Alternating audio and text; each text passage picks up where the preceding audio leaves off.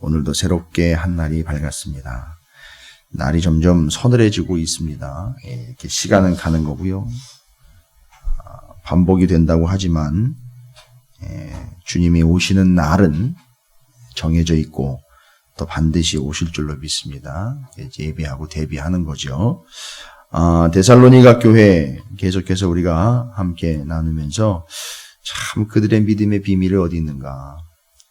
생긴 지 얼마 안 되는 교회, 또 참 어려움 가운데 있는 교회가 변함없이 흔들리지 않고 어떻게 그렇게 견고하게 믿음에 오히려 더 굳게 서가는 교회가 될 수 있었을까?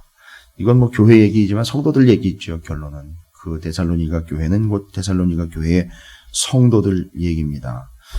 그 데살로니가 교회는 헬라에 인정받는 그 여인들까지도 다양하게 구성이 되어 있는 그런 교회였습니다. 또 물론 유대인들도 섞여 있었고요.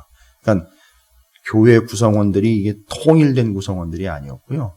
각계 각층의 성별, 상황과 처지가 다른 사람들이 모여 있는데 재미있는 것은 그 각각 다른 처지의 환경과 여건에 있던 성도들이 그 믿음으로 하나가 되어서 성장하고 성숙하고 온전한 교회가 되어가고 있다라는 게 이 교회의 비밀입니다. 뭐 온전한 교회, 제대로 된 교회라면 다 그렇게 되겠죠. 그게 교회의 비밀입니다. 또 그렇다고 교회에 문제가 없는 건 아니고 또 아픔이 없는 것도 아닙니다. 그럼에도 불구하고 그런 아픔, 문제, 다양성, 또 개별성, 이 모든 것들이 믿음 안에서 하나가 되어 성장해 간다라는 게 이 교회의 특징입니다. 이게 이제 믿음의 능력이죠. 이 데살로니가 교회가 이제 사도 바울이 복음을 전해놓고 얼마 챙겨주지도 못한 채로 그렇게 갓 태어난 아이를 떼어놓고 나온 엄마의 마음처럼 이미 데살로니가 전서에도 얘기했어요. 그 아이를 키우는 유모의 마음으로 바울이 데살로니가 교회를 바라보고 있다라는 거죠. 이제 바울이 여러 가지 다른 이야기들 가운데에도 걱정스러운 게 뭐였느냐 하면 저도 걱정스러운 게 있기는 있어요. 믿지 못하는 바가 아니라 걱정스러운 바가 있는데 뭐냐 하면 성도와 교회가 환난을 만나게 되거든요. 어려움을 만나게 돼요. 그러면 걱정스러운 바가 뭐냐면 믿는 바는 있어요. 그런데 걱정스러운 바는 뭐냐면 이 환난과 어려움 때문에 혹시라도 그 좋았던 믿음, 혹시라도 온전함으로 나아가야 되는 믿음이 멈춘다거나 퇴보한다거나 떨어져 나가는 수가 있다는 거죠. 이제 사도 바울이 걱정하는 바도 바로 그겁니다. 살아가면서 문제 없을 수 없고 예수를 믿는다는 게 이 당시만 해도요, 그렇게 쉬운 일이 아니었지 않습니까? 물론 이제 초창기다 보니까 핍박의 내용이 로마라는 거대 제국의 핍박이 있기 전에 유대인이라는 동족들에 의한 핍박이 생기고 유대인들이 조직적으로 핍박을 하게 되는 그런 전 단계이긴 하지만 예수를 믿는다는 게 쉬운 상황은 아니에요. 저도 그렇고 여러분도 그렇고 우리 가운데 예수 믿는다고 머리채 끌어당기고 예수 믿는다고 대문 걸어 잠그고 들어오지도 말라 그러고 예수 믿는다고 묻매를 맞는다든지 예수 믿는다고 걸려 들어간다든지 이런 상황은 아니지 않습니까 지금? 그러나 또 여러 가지 나름대로 또 어려움은 있어요. 예수를 믿는 게 혼자 믿거나 또 믿음의 1세대가 된다거나 우리 가정만 믿는다거나 이러면 쉽지 않은 거 저도 압니다. 예. 그런데 이 사도 바울이 지금 걱정하고 있는 바 바로 믿음을 지켜나감에 있어서 이런 환난과 어려움이 있게 되면 성도와 교회가 주춤할 수 있다는 거죠. 그리고 더 걱정스러운 건 뭐냐면 이 교회가, 이 성도들이 믿음 생활을 시작한 지, 예수를 믿게 된 지 얼마 안 됐을 때에는 더 걱정스러운 거죠. 근데 데살로니가 교회가 지금 그런 상황이라는 겁니다. 그렇게 교회를 세워놓고 또 얼마 있지 않아 떠나와서 여기서는 지금 아덴이라는 동네가 명칭이 소개가 되고 있는데 아덴에 와서 그러니까 사도 바울이 데살로니가에서 복음을 전하고는 도망을 나왔죠. 피신해 와서 아덴이라는 동네에 머물렀을 때에 2절 말씀에 나오면서 고민을 가지고 나오면서 걱정스럽게 나왔던 바울의 마음이 표현이 되고 있죠. 우리 형제 곧 그리스도의 복음을 전하는 하나님의 일꾼인 디모데를 보내노니 이는 너희를 굳건하게 하고 너희 믿음에 대하여 위로하기 위함이라 라고 이야기하고 있습니다. 왜 위로를 해야 됩니까? 데살로니가 교회가 어려운 상황이에요. 단지 바울과 떨어져 있기 때문에 어려운 상황이 아니라 바울과 떨어져 있어도 여전히 믿음을 지킬 수 있는 환경과 여건이 있다면 걱정이 없죠. 그런데 바울과 떨어지는 것뿐만 아니라 지금 데살로니가 교회가 겪고 있는 문제는 그들을 핍박하고 그들을 환난 가운데 몰아넣는 대적자들이 있다는 게 문제예요. 그러니까 믿음 생활을 열심히 하려고 하는데 옆에서 물을 뿌리는 거죠. 그냥 단순히 물을 뿌리는 개념이 아니라 핍박을 하는 거죠. 환난을 당하는 겁니다. 자, 그러면 오늘 데살로니가전서 3장 1절부터 13절까지 내용이 무슨 내용이냐면 과연 교회와 이 믿음의 핍박은 어떤 관계가 있느냐를 이게 믿음이 없는 교회에 핍박 오는 거 말고요. 믿음 있는 교회와 믿음 있는 성도들에게 오는 핍박은 어떤 의미가 있는지를 이야기해주는 중요한 본문이기도 합니다. 바울은 그것 때문에 이제 걱정이 된 거고 그러다 보니까 아덴이라는 동네에 머무르다가 그것이 궁금하기도 하고 그것이 염려스럽기도 하고 그것이 걱정스러워 누구를 보내느냐 하면 선교팀에 믿을 만한 대리자, 자신을 대신해서 그들을 가르칠 수도 있고 믿음의 본을 보일 수도 있고 문제가 있다면 그걸 해결해 줄 수도 있는 넉넉한 능력을 가지고 있는 자, 믿음을 가지고 있는 자인 자신을 대신할 수 있는 디모데를 보낸 거예요. 디모데를 데살로니가 교회에 보냈고 그 데살로니가 교회에 보낸 디모데가 후일에 고린도 지역까지 내려갔을 때에 나중에 와가지고선 이야기를 해줍니다. 아, 제가 가보니까 바울 선생님께서, 바울 목사님께서 걱정하시고 염려하시던 바처럼 그렇게 심각한 상황이 아니었습니다. 오히려 그들이 더욱더 환난 가운데에서 믿음을 굳건히 지키려고 애쓰고 힘쓰고 있는 모습을 보니 이게 이들의 믿음이 보통 믿음이 아니라는 걸 알 수 있었습니다. 확인하고 왔습니다. 라고 보고가 된 거예요. 물론 디모데가 가서 구경만 하고 온 건 아니겠죠. 도와줬겠지요. 또 말씀도 나눠줬겠지요. 환난과 아픔을 겪고 있는 데살로니가 교회 성도들과 함께 모여서 기도했겠지요. 그래서 다시 한번 바울의 복음과 또 하나님의 말씀들을 나눠주면서 함께 뜨겁게 기도하면서 그들의 믿음이 바뀌어지지 않고 환난과 핍박 속에서도 온전하고 굳건하게 설 수 있도록 도와줬겠죠. 그러나 기본적으로 데살로니가 교회와 성도들에겐 믿음이 있었기에 그들의 믿음은 환난 속에서도 아름답게 피어나고 있었다라는 거예요. 그래서 데살로니가 교회를 다녀온 디모데가 확인시켜줘서 바울이 점검하고 결국 데살로니가 전서에 기록된 핍박 가운데에서도 데살로니가 교회가 가지고 있었던 믿음, 증명된 믿음, 이게 어떤 믿음이냐 이제 우리가 확인해 봅니다. 그래서 온전한 믿음을 갖고 있다면 참된 복음을 붙잡고 있다면 데살로니가 교회처럼 그렇게 환난과 핍박 속에서도 온전한 믿음과 복음과 진리를 붙잡고 있는 교회와 성도들에게 환난과 핍박은 어떤 의미냐?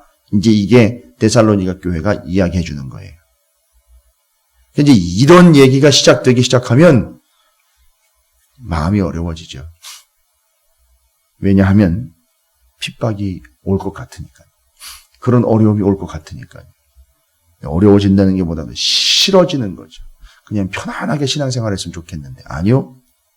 전제를 제가 달았어요. 온전한 믿음, 참 복음, 참 진리 안에 있는 자들이라면 그들에게 핍박이 어떤 의미냐는 얘기예요. 그들에게 환난이 어떤 의미냐는 얘기죠. 그것이 믿음에 어떤 영향을 끼치느냐 봤더니만 데살로니가 교회가 그들에게 임한 환난과 핍박이 어떻게 결론 지어지게 됐느냐 이거죠. 어떤 영향력을 미쳤느냐. 첫 번째로 다른 거 이야기할 거 없습니다. 데살로니가 교회에 그 생긴 지 얼마 안 되는 교회에 핍박이 왔는데 확인할 수 있는 바, 정리하고 점검하는 바, 그 환난과 핍박은 데살로니가 교회에 굳건한 믿음을 오히려 가져다 줬다는 거예요. 그래서 2절 말씀에 디모데를 보내서 그 환난과 핍박 중에서도 굳건하게 하기 위하여 보냈는데 알고 보니 그들의 믿음은 굳건하게 서 있었고 디모데가 가서 더 굳건하게 세워지도록 도와주었다는 것이요. 다 무너져 있는데 가서 굳건하게 세운 게 아니고 이미 굳건하게 세워져 있는 상태에서 더 굳건하게 세워지도록 디모데는 도와주는 거예요. 디모데가 이걸 보고 놀란 거죠. 그리고 바울에게 이야기한 거예요. 기가 막힌 일입니다. 어떻게 그런 일이 있을 수 있는지 놀랄 정도입니다. 가보니 그들이 환난과 핍박 속에서도 바울 당신이 전해준 하나님의 복음을 붙잡고 씨름하더이다. 알고 봤더니 그 환난 속에서 복음을 붙잡고 씨름한 그들의 믿음은 아주 굳건한 믿음이었습니다. 라고 확인하고 돌아온 거예요. 그래서 데살로니가 교회 온전한 복음을 가지고 진리와 말씀 안에 서 있는 그들에게 닥친 환난과 핍박과 곤고함과 아픔들은 그들을 어떻게 한다고요? 굳건한 믿음을 갖게 한다라는 걸 점검을 했습니다. 그러면 거꾸로 얘기해 볼까요? 온전한 믿음과 굳건한 믿음을 가지고 있지 않은 채로는요, 환난과 핍박도 오지 않아요. 수준이 그 정도 수준이 안 되기 때문에. 하나님 뭐라 그러셨죠? 어떤 시험 주신다고요? 감당할 만큼의 시험을 주신다. 그러면 핍박을 당한다라는 얘기는요, 핍박을 받을 만큼의 믿음이 있다는 얘기예요. 딱 그 수준인 거예요. 또 그 수준만큼의 고통과 아픔을 당하고 있다면 그 수준만큼의 믿음을 끌어올리실 계획이시라는 거예요. 그것만 아시면 됩니다. 아무한테나 환난과 핍박을 주시지 않습니다. 그렇죠? 예, 아무한테나 환난과 핍박을 주지 않습니다. 대기업에 돈 문제가 생기면 한 지역과 나라가 휘청휘청할 정도로 어려움이 와요. 그죠? 그러나 구멍가게에 어려움이 왔다면 동네 하나도 휘청휘청하지 못할 정도로 그냥 자기네 문제로 끝나버려요. 이게 믿음의 차이예요. 이게 수준 차이라는 겁니다. 그러나 하나님은 데살로니가 교회의 그 환난과 핍박을 통하여 그들이 더욱더 굳건한 믿음을 가질 수 있도록 허락하셨다라는 걸 알 수 있어요. 그래서 온전한 믿음을 갖고 있는 데살로니가 교회에 닥친 환난과 핍박은 굳건한 믿음을 갖게 하는 좋은 기회가 되었다라고 얘기해요. 그래서 데살로니가 교회는 환난과 핍박을 통해서 증명이 됩니다. 굳건한 믿음을 가진 자들. 또한 3절에 보니까 아무도 이 여러 환난 중에 흔들리지 않게 하려 함이라. 그 목적으로 보냈는데 가보니까 흔들렸습니까? 안 흔들렸습니까? 안 흔들렸다는 얘기. 그래서 환난 중에도 흔들리지 않는 믿음. 굳건한 믿음, 흔들리지. 이 굳건한 믿음이라는 건 기본기를 얘기하는 겁니다. 뿌리와 같은 거예요. 그 다음에 환난 중에 흔들리지 않는 믿음은 줄기와 같은 겁니다. 무슨 얘기인지 아시겠죠? 뽑히지 않고 부러지지 않고. 바로 이걸 이야기합니다. 그래서 굳건한 믿음을 가진 것이요, 환난 중에도 흔들리지 않는 믿음을 가진 거예요. 그리고 오히려 바울이 디모데를 통해서 가보니까 이런 환난과 핍박 속에서도 흔들리지 않고 그 핍박에서 오히려 굳건한 믿음을 갖고 있더이다. 그러니까 이 이야기를 듣는 바울이 오히려 위로를 받았다는 거 아세요?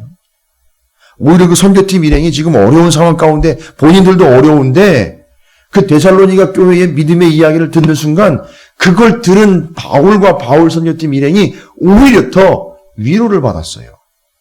그들이 위로를 해주고 격려를 해주고 북돋아줘야 되는 입장이라고 생각을 했는데 그 데살로니가 교회의 믿음의 굳건한 이야기를 듣고 나니까 자기들이 오히려 더 위로를 받았다는 거예요. 이거 대단한 거 아닙니까? 그걸 어디에 표현하고 있느냐면 7절에 표현하고 있어요. 7절에 이렇게 얘기합니다. 이러므로 형제들아, 우리가 모든 궁핍과 환난 가운데서 너희 믿음으로 말미암아 너희에게 위로를 받았노라. 지금 본인들도 어떤 상황 가운데 있대요? 궁핍과 환난 가운데 있대요. 바울과 이 선교팀 일행도요. 그런데 그 궁핍과 환난 가운데 있는 그들이 어떻게 됐다는 거죠? 데살로니가 교회의 믿음이 굳건하게 세워진 그 이야기를 듣고는 위로를 받은 거예요. 자, 보세요. 굳건한 믿음, 환난 중에 흔들리지 않는 믿음, 어떤 믿음입니까? 다른 이들에게 위로를 주는 믿음. 이거 쉽지 않거든요. 믿음 생활을 하는데 교회 안에 성도들이 믿음 생활 나름대로 다 잘 하시고 계시는데 그의 믿음 생활하는 걸 보니까 어려움과 핍박과 환난을 당하고 있는 내가 야, 저런 거로구나. 아, 정말 믿음 대단하구나. 내지는 아, 저런 순수하고 온전한 믿음이 있는 거로구나. 그걸 보면서 환난과 핍박을 당하는 사람이 어떻게 한다고요? 위로를 받는 거예요. 혹시 여러분의 믿음으로 인하여 주변에 있는 이들이 위로를 받을 만큼 여러분이 그런 믿음을 가지고 계시는지 한번 점검해 볼 필요가 있을 것 같아요. 또 나의 믿음으로 내 주변에 있는 이들이 위로를 받고 격려를 받고 있는지, 내가 뭐라고 믿음은 이런 거라고 설명해 주지 않아도 내 믿음 생활하는 걸 옆에 있는 사람이 보고 아, 참 대단하다. 아, 참 나도 저렇게 좀 했으면 좋겠다. 나도 저렇게 할 수 있도록 애쓰고 힘써야 되겠다 해서 그것이 위로가 되고 있느냐 한번 돌아보십시오. 눈살 찌푸리게 하고 인상을 긁게 하고 눈을 돌리게 하고 등을 돌리게 하는 그런 개념이 아니라 오히려 내가 힘들고 어려울 때 그를 떠올리면서 그가 신앙생활을 열심히 하는 걸 보면서 내가 위로를 받을 수 있는 그런 믿음의 본이 되어가고 있는지, 데살로니가 교회 성도들처럼 그렇게 위로를 줄 수 있을 만큼의 온전한 믿음을 갖고 있는지 한번 돌아보십시오. 그래서 보십시오. 환난과 핍박으로 인하여 증명된 데살로니가 교회의 믿음은요, 굳건한 믿음이었습니다. 그 환난에도 흔들리지 않는 믿음이었습니다. 그 환난과 핍박 가운데 있는 다른 이들에게 기쁨을 줄 수 있었던 믿음의 본을 보일 수 있었던 소중한 교회였다라는 겁니다. 그걸 9절에서 사도 바울이 이렇게 표현을 해요. 우리가 우리 하나님 앞에서 너희로 말미암아 모든 기쁨으로 기뻐하니 너희를 위하여 능히 어떠한 감사로 하나님께 보답할까. 심지어는요, 데살로니가 교회가 너무 감사하고 기특하고 대견스럽고 자랑스러워가지고 어떻게 했대요? 하나님한테 이걸 어떻게 보답을 해야 될까? 이것까지 생각을 했다는 거예요. 그래서 그들을 통한 기쁨, 이게 바로 그들에게 환난과 핍박 중에도 갖고 있는 믿음이 사도 바울과 선교팀 일행에게, 주변에게 위로를 주는 믿음이었다라고 정리를 합니다. 2절 말씀에 굳건한 믿음, 8절이 이야기하죠. 그러므로 너희가 주 안에서 굳게 선즉 우리가 이제는 살리라. 아, 믿음 위에 굳게 서는 게 생존과 관계에 있다는 거네요. 산다라는 이야기를 하고 있습니다. 그래서 굳건한 믿음은 2절 말씀이 8절과 연결이 되고요. 위로하는 믿음은, 위로를 주는 믿음 7절은 9절 말씀과 연결이 되는 거예요. 근데 이 굳건한 믿음은 어떻게 된다고요? 산되는 거예요. 환난과 핍박 때문에 뭐하다, 환난과 핍박이 오면 이 사람들이 이제 입에서 뱉어내는 말이 있죠. 죽겠다. 그러나 그 환난과 핍박 속에서 굳건한 믿음은 어떻게 되는 거죠? 산되는 거예요. 그 위로를 주는 믿음은요, 위로를 줬다라는 얘기는 뭐예요? 그들 때문에 기쁨을 얻게 되었다는 거죠. 그들에게 뭘 줄까 이런 개념이 아니에요. 그들의 믿음 때문에 내가 위로를 받아 기쁨을 누리게 됐는데 누구한테 오히려 보답할까 그랬다는 거죠. 하나님께 보답할까. 이게 아주 중요한 겁니다. 그러니까 이 믿음이 어디서부터 온 거예요? 하나님으로부터 온 거예요. 지금 그들의 믿음을 누가 지켜주고 있다는 거죠? 스스로 지키는 것이 아니라 하나님이 지키시고 계신다는 거예요. 이게 확인이 되는 겁니다. 그래서 초두에 제가 말씀드린 것처럼 온전한 믿음을 가진 이들에게 환난은 어떤 의미입니까? 핍박은 어떤 의미예요? 믿음을 굳건하게 한다는 거예요. 흔들리지 않는 믿음을 갖게 한다는 거죠. 그 믿음으로 오히려 주변 사람들에게 위로와 기쁨을 주게 된다는 거예요. 그럼 잊지 마세요, 여러분. 여러분에게 만약에 환란이 온다 이러면 데살로니가 교회가 당한 환란을 한번 떠올려 보세요. 내 믿음을 굳건하고 흔들리지 않게 하기 위하며 나의 믿음을 통해 지금 누군가는 기쁨 곧 격려를 받게 되겠구나. 이게 딱 떠올리시면 됩니다. 자, 그러면 본질적으로 다시 한번 돌아갈게요. 이 대단한 거 아닙니까? 믿음의 본질, 그 본질을 붙잡고 있는 이들이 환난과 핍박을 당할 때에는 오히려 믿음이 굳건해지고 흔들리지 않고 다른 이들에게 위로를 주는 존재가 됐다라는 거. 이게 다 어떻게 가능한 겁니까? 다른 거 없죠. 원인은 항상 데살로니가 전서는요, 대전제가 있어요. 데살로니가의 대전제. 그건 2장 13절이에요. 아무한테나 환난이나 핍박이 믿음을 굳건하게 하며 흔들리지 않게 하며 위로를 주는 믿음으로 증명되지 않아요. 아무한테나 핍박과 환난이 그런 의미로 다가오진 않습니다. 어떤 이들에게 이 환난과 핍박이 굳건한 믿음, 흔들리지 않는 믿음, 위로를 주는 믿음으로 작용하느냐 하면 바로 이들이 기본적으로 이것이 되어 있어요. 2장 13절이죠. 여러분 절대 데살로니가 전서를 이야기할 때는 이거 전제에서 빼놓으시면 안 돼요. 이들이 어떻게 했던 거죠? 말씀을 받을 때에 사람의 말로 받지 아니하고 하나님의 말씀으로 받았기 때문에 한 번 그렇게 받고 두 번째, 세 번째는 또 흐지부지해지고 이럴까요? 아니요. 하나님의 말씀을 사람의 말로 받지 않고 하나님의 말씀으로 받기 때문에 바로 이들의 그 전제 조건 때문에 그들에게 환난과 핍박이 와도 잘 보세요. 환난과 핍박도 어떻게 받아들이는 거예요? 하나님의 뜻으로 받아들여요. 이게 이제 정리가 돼야 돼요. 그리고 사도 바울은 이 모든 걸 다 보니까 환난과 핍박도 누가 주신 겁니까? 하나님이 허락하신 거니까 그 환난과 핍박을 통하여 믿음이 굳건하게 되고 흔들리지 않고 위로를 주는 믿음이 됐다라는 건 이건 다 데살로니가 교회가 한 것도 아니고 사도 바울이 한 것도 아니고 다 누가 하신 거예요? 하나님이 하신 거니까 뭐예요? 기뻐하며 하나님께 어떻게 보답을 해야 할까라고 하나님에게 돌아가는 거예요. 이 관계가 다 정리가 되버려요. 이해가 되십니까? 그래서 하나님의 말씀을 받을 때에 사람의 말로 받지 않고 하나님의 말씀으로 받았던 그들의 믿음이 그런 믿음, 헛고무능한 믿음을 가진 이들이 환난과 핍박과 어려움을 당할 때에 바로 그들의 믿음은 굳건한 믿음이 되고 흔들리지 않는 믿음이 되며 오히려 주변에 위로를 주는 믿음이 된다는 거예요. 이게 첫 번째 그들의 환난과 핍박이 흔들리지 않는 믿음, 굳건한 믿음, 위로를 주는 믿음이 된 이유예요. 이게 첫 번째 그들에게 있는 이유입니다. 데살로니가 교회와 성도들에게서 찾은 첫 번째 이유예요. 어떻게 그들에게 환난과 핍박이 왔는데 그들의 믿음은 더 굳건해지고 흔들리지 않고 위로를 주는 믿음이 됐나? 데살로니가 교회에 찾은 첫 번째 이유는요. 그들이 하나님의 말씀을 받을 때 사람의 말로 받지 않고 하나님의 말씀으로 받았기 때문이다. 두 번째 이유가 있어요. 이건 교회 바깥 요인입니다. 외부적인 요인이에요. 그들 내부 안에서는 하나님의 말씀을 이렇게 제대로 받은 것 때문에 환난과 핍박이 오히려 그들에게는 플러스 요인이 됐죠. 한 가지 이유가 더 있습니다. 그들 안에 있는 내부적인 요인 말고 외부적인 이유라고도 할 수 있는데 그게 10절부터 13절까지 나온 얘기예요.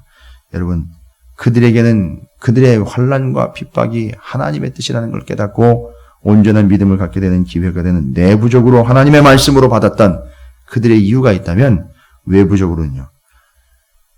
사도 바울이 그들을 위하여 뭐 했다라고 얘기하죠? 10절 주야로 심히 간구함은 여러분 여기 주야로 심히 간구했다라는 거예요. 이 앞에 짧은 세 단어인데 한글로 세 단어인데 주야로 심히 간구했다. 누가요? 사도 바울과 그 선교팀 일행이 데살로니가 교회와 성도들을 위해서 주야로 심히 간구했다. 이거 그냥 간구하시면 안 됩니다. 데살로니가 교회가 그렇게 될 때까지 그렇게 될 수 있었던 두 번째 이유는 뭐냐면 그들 안에도 이유가 있었지만 그들 외부적으로도 바로 이런 이유가 있었어요. 주야로 심히 간구했다. 주야는요. 시도 때도 없인 거예요. 늘 항상 심히는요. 여기 심히라고 써 있는 거는 그거와 맞먹는 건 아니지만 예수님이 기도하실 때에 그의 땀방울이 거의 핏방울이 되듯 그 엄청난 그 피를 토해내는 듯한 그런 기도의 수준까지 갔다는 거고요. 뒤에는 간구함이다라고 이야기하고 있어요. 그래서 이게 외부적인 요인이에요. 주야로 심히 간구했다. 바울이 얼마나 기도했겠습니까? 데살로니가 교회와 성도들을 위해서. 그 떠나온 다음부터 얼마나 기도를 했겠어요? 어떻게 기도했느냐? 주야로 심히 간구했다는 거예요. 뭘 위해서 간구한 겁니까? 13절이에요. 그러니까 그거에 응답이 된 거예요. 보세요. 너희 마음을 굳건하게 하시고 어떻게 된 거예요? 그러니까 그 기도 제목이 이루어지죠. 믿음을 굳건하게 한 거예요. 그 환란이 오히려 우리 주 예수 그리스도께서 그의 모든 성도와 함께 강림하실 때에 하나님 우리 아버지 앞에서 거룩함에 흠이 없게 하시기를 원하노라. 신앙생활 하는데 언제까지 제대로 신앙생활 해달라고 기도한 겁니까?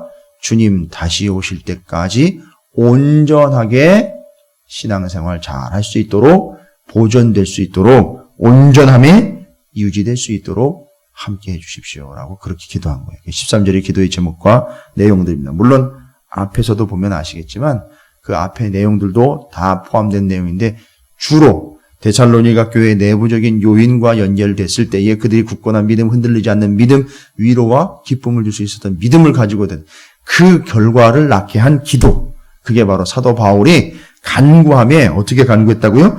주야로 심히 간구했을 때에 그들의 믿음, 그들의 처지, 그들의 상황이 여기 응답받은 바처럼 그런 결과를 낳게 되었다는 겁니다. 그래서 두 가지입니다.